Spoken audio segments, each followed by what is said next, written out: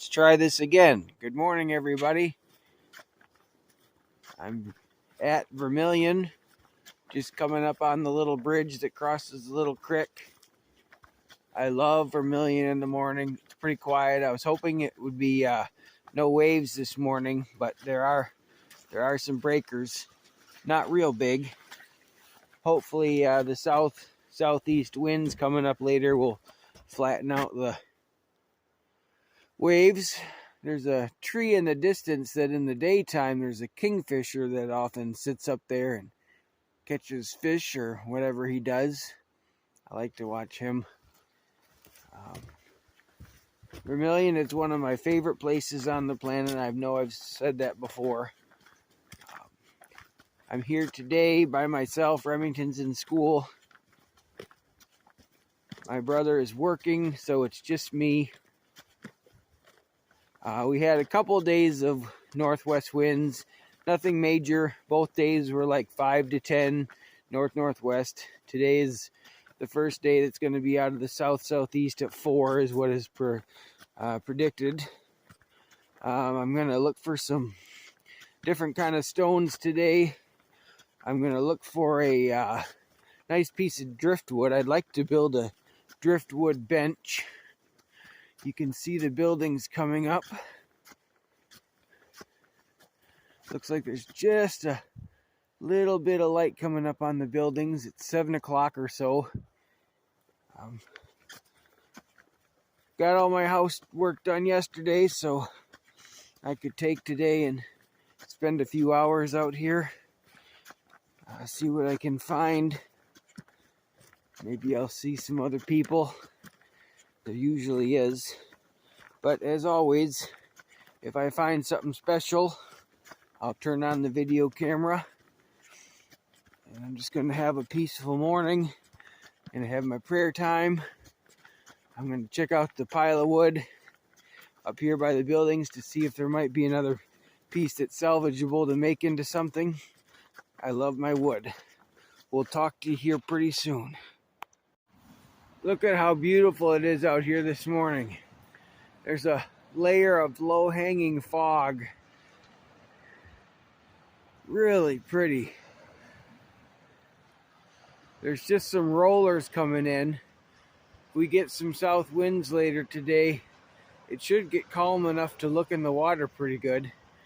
I should mention it's still summer. It's the 19th of September, so technically still summer. And it was 36 degrees on the drive in. When I got closer to the water, I think it was 41 a few minutes ago when I left the truck. So pretty chilly. Just coming down to the beach to see what kind of rocks we have. They've been decent at Vermilion this year. Not loads, but enough. And we had a couple days of winds, like I said, so they should all be turned over. But wow, what a pretty morning. There's some fog out there in the distance. Just a thin layer of fog right over the water. How cool. It's about 7:25. The sun is just coming up. You guys get to watch the sunrise with me. I can see that the winds that we had didn't really do much on the rocks on the beach. Maybe 5 or 6 feet have been turned over, so there won't be a lot of fresh stuff up high. But down near the water should be fresh, and if I can get in the water, those will have been turned over. It's still a little dark to really see really well, but that sun coming up is really pretty. That'll help me on my hunt. Like I said earlier, I would like to make a table out of driftwood, so I'll be looking for some pieces for that.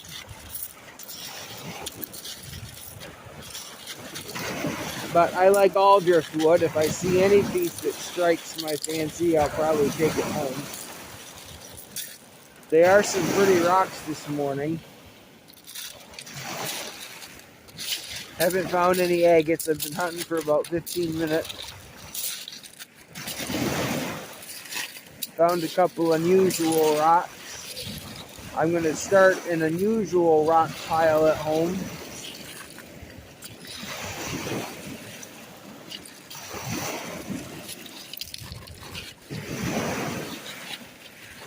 It actually looks lighter through the camera than it does with the naked eye.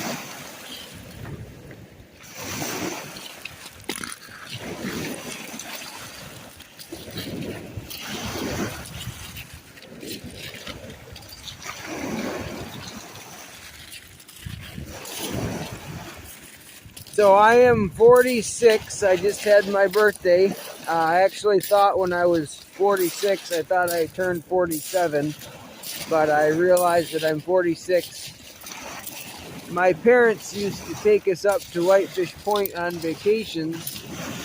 After school got out, we'd come up here for a week, and our entire vacation every year would consist of us staying in a little cabin. And every morning we'd get up early, have breakfast, and we'd go spend the day hunting agates on different beaches around Whitefish Point. We'd bring a lunch. The first year,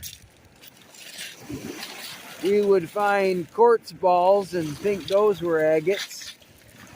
The second year, we started picking up banded chert and thought those were agates. And then the third year, my dad found the first bona fide, really good agate. And after that, we all started finding them. I still have the agate that he found back in the 80s. It's in one of my jars. I call it the family jar because I have several agates in it. There's Dad's agate. My brother Nick, he had some agates that he gave to the jar. My son Remington has his first couple. McKenna has her first couple. What's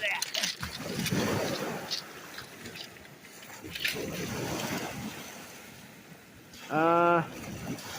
Agate material, but nothing good. So anyway, I've been hunting agate since I was probably 5.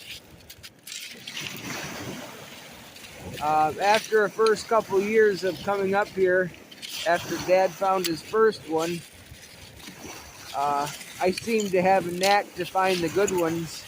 I would walk farther than the rest of my family, cover more ground, cover more rocks, and bring home more agates.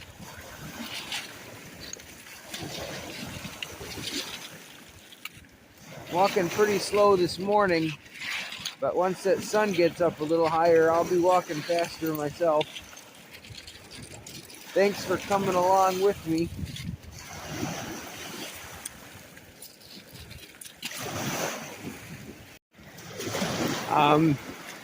I just had this beautiful opportunity to look in the water. The waves are crashing out there. And so this is a little bar of rock. Those vacations we would take, we took those every year from when I was 5 all the way up until I graduated high school in '96. And that summer, my dad retired from his job at the hospital, and we moved from Grand Haven up to Whitefish Point and rented a little house. And that summer of '96, I did a lot of agate hunting. That's actually when I started really finding the good ones, and that's when I started saving them. I know I found a lot of good ones when I was a kid, but I don't know where they got off to, where they ever ended up. But I have a lot of agates from the summer of '96 and after. See, the sun has popped up.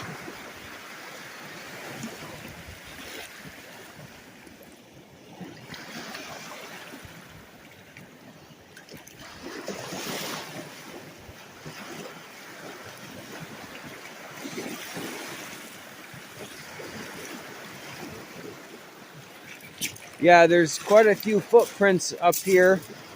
It's either the wind stopped and the waves died down last night, or there were just people here looking for euperlite. But I don't think the winds were as strong as I thought they were on the beach. But we will press on.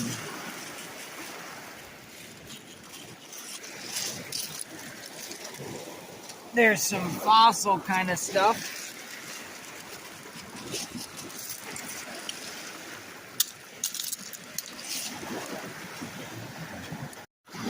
So I just spotted one in the water. It's not real big, but it's a nice one. You can kind of see it in between the waves.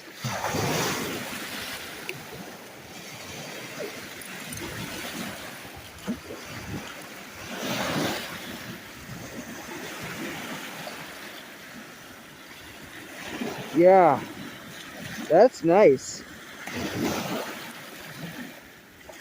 That was fun to find. I'm glad I got to see it in the water with my camera. Just found that one little guy. I would consider that a gem quality. There's a lot of agate hunters out there, and there's a lot of variety of agates. And it seems like all agate hunters I know have their favorites.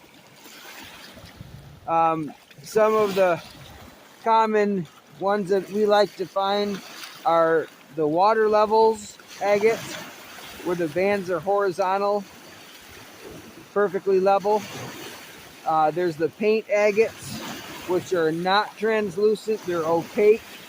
They have very many colors of bands, and you can't see through them. There's a lot of pinks and purples you can find in the paints. There's the eye agates, which have perfect circles that look like eyes, and those are one of my favorite, and I have not found a good eye agate in a long time. My brother Josh found one the last time we were out here. His was just covered with eyes. But for me, anything that's solid agate, has some clarity, has some bands, an ounce or two, that's what I consider a gem. It's nice to find a gem quality that's between 2 to 3 and not 1 to 2, but very few and far between. Of course, then there's also the skipping atom agate that I found the last time. Mine, that was almost 8 ounces. Now, I don't think that's a type of agate, but people call them an agate, and they like to find them. And then, of course, there's the fortification agate, which those agates have bands in the shape of an old fort. Those are kind of the epitome of agate hunting when you find a good one of those. There's a lot of rocks out here.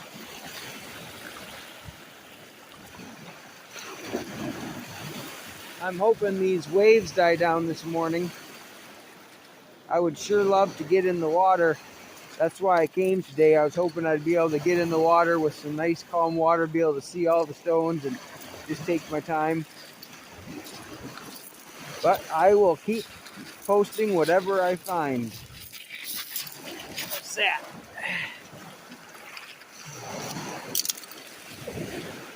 Nothing. I'll keep looking. So I have heard that because of the prevailing west winds, rocks on the shore of Lake Superior sort of migrate to the east. I've been told that rocks on this beach at one time were west at places like Deer Park, Two-Hearted. That's what I've been told, and it kind of makes sense. Well, many years ago, I was hunting the water near the mouth of the Little Two-Hearted River, and there were waves bigger than this by far, and against my better judgment, I continued to hunt in the water, and I ended up spotting a beautiful banded red and white gem agate, about 3 ounces, and I saw it 1 minute, and then a wave came and it disappeared, and I looked and I looked and I looked and I could never find it. So I'm hoping that maybe that agate over the last 10-15 years has migrated to this beach, and maybe I'll find it this morning. There's another agate that's common to find I forgot about, the carnelian agates, the little or sometimes larger bright red clear agates. And they glow in the sun. On a morning like today, if there was a carnelian, it would just be glowing like a light bulb. So I'm kind of keeping my eye out for one of those. But I'd love to find a gem, a banded 2 to 3 ounce agate. It's been a while since I found one. So I'm going to keep looking, and I'll bring you guys along. When I was younger, I didn't have much use for any rocks unless it was an agate. Now I'm older and I like lots of different rocks. This one right here, I've been told that's kind of a banded granite, and my brother told me that they call it gneiss or nice, G-N-I-E-S-S or something like that. And I will oftentimes take those home. I did find a partial. It's got some pretty lace agate in it on the top. You can see the best of it right there. I don't think I'll keep this one, but it's something. I just found a big crapper. It's all agate.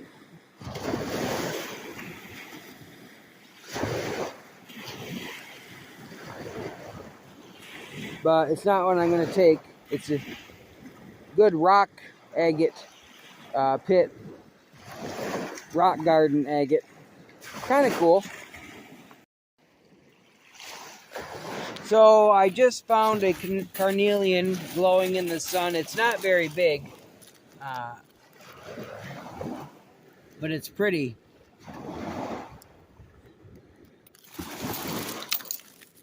Wow, it's pretty tiny. But I'll take it. It's fun to see like that. Actually, I'm still down on the ground and I just saw this, and it looks like an agate also. Yep. Pretty clear, no bands, but that was neat to find. I spotted another something that could be an agate. Got some color to it. Oh yeah. Boy, it's definitely a day of small pretty ones.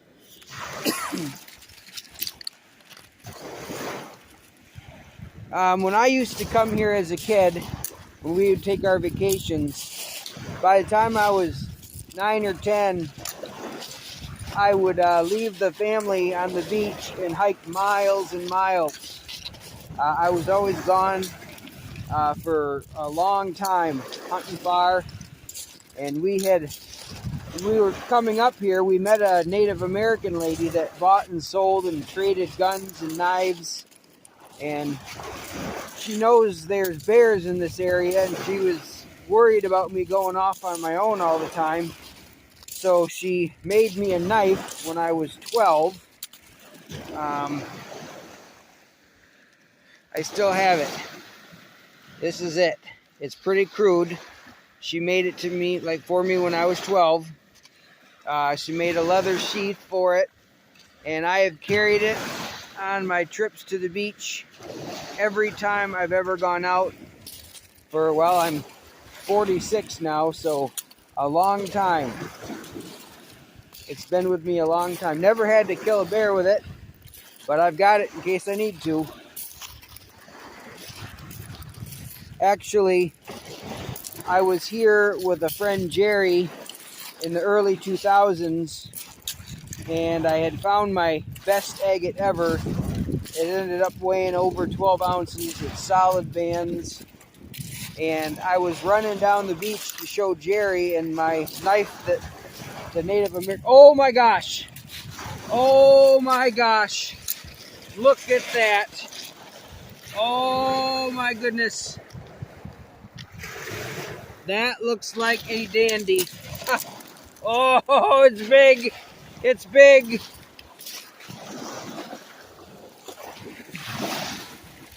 Wow. It's going to be hard to show you in this light. Wow. That is a whopper. That's amazing. I'm going to have to take a picture of it at home, but that's at least a 3-ouncer. Awesome. That was exciting. I forgot what I was talking about. Anyway, oh yeah, I found that big one, and I was running it down the beach to show my friend Jerry, and my knife fell out of my holster and didn't realize it until when we got home from the beach. I realized that it had come out and thought it was lost forever. Well, a week later, my friend Jerry went agate hunting with another guy and to the same beach, and the other guy finds this knife on the ground and runs up to Jerry and said, "Look at this cool old knife I found. I think it's really old." And Jerry said, "Oh, that's Dan's knife. He lost it when he found that big one last week." So I got my knife back. I was without it for a week, thought I'd never see it again. I can't believe this agate I just found. I mean, look at that. Look at those bands in there. They're kind of deep, but that is a whopper. That is the best agate I've found in a long time. Thank you, Lord, for that beautiful stone. Oh, there it goes. Wow, that's cool.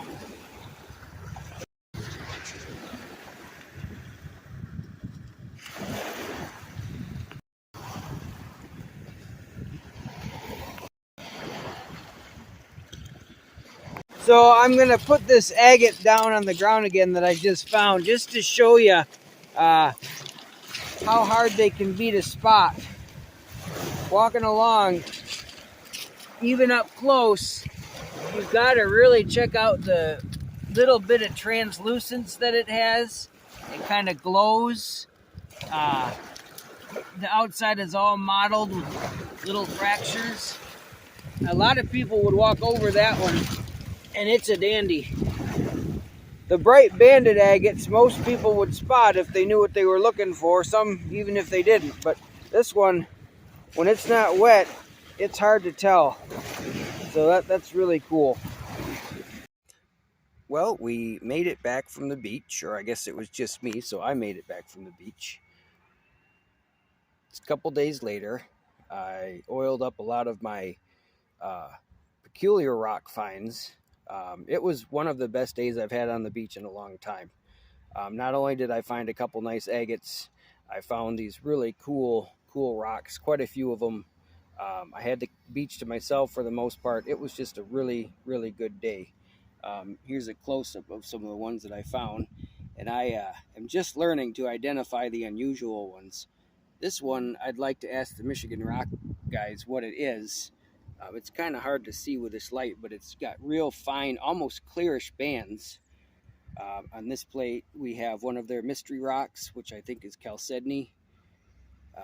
We've got this guy, which looks like quartz with almost like plant matter or moss inside of it.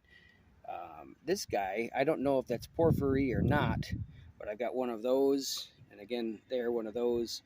I have some banded rocks, a couple pieces of unakite, this really pretty yellow one, yellow and white quartz. I don't know what that is.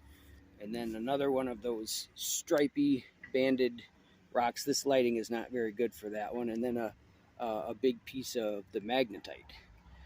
And then, as usual, my phone died before I finished my hike, and I found a couple more agates. Let's see if I can get them to come out.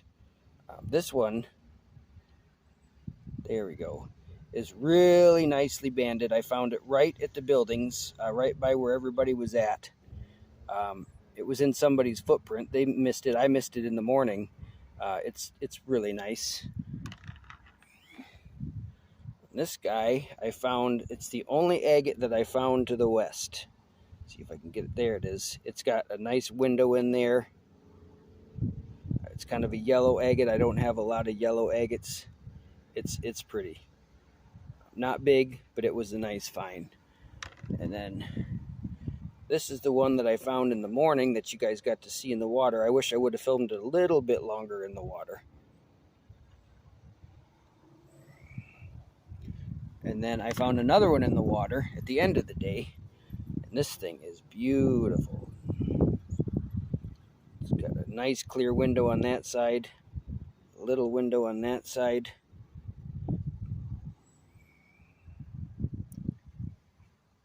That was a nice one.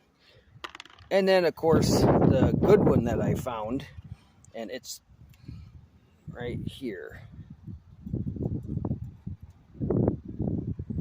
It is a very good agate, but the bands are very deep inside of it. It ended up weighing 3 3/4 ounces. It is the nicest agate that I found in a long time. The cool thing about this is earlier in the video, I was hoping to find the agate that I lost at Little Two-Hearted. I was hoping that it would wash down to my beach. Although this is not the same agate, it's a little bit bigger, and it is a banded gem, which I also was hoping to find on this trip. I wanted a 2 to 3 ounce banded gem. Instead, I got this 3 3/4 ounce. I wish it was a 1/4 ounce bigger, then it would be a full 1/4 pounder, but I'm very happy with this rock. All in all, it was a great day, a great hunt. Found a lot of cool stones, had great weather. Again, thank you so much for coming along, and thank you for watching my channel. Have a good day.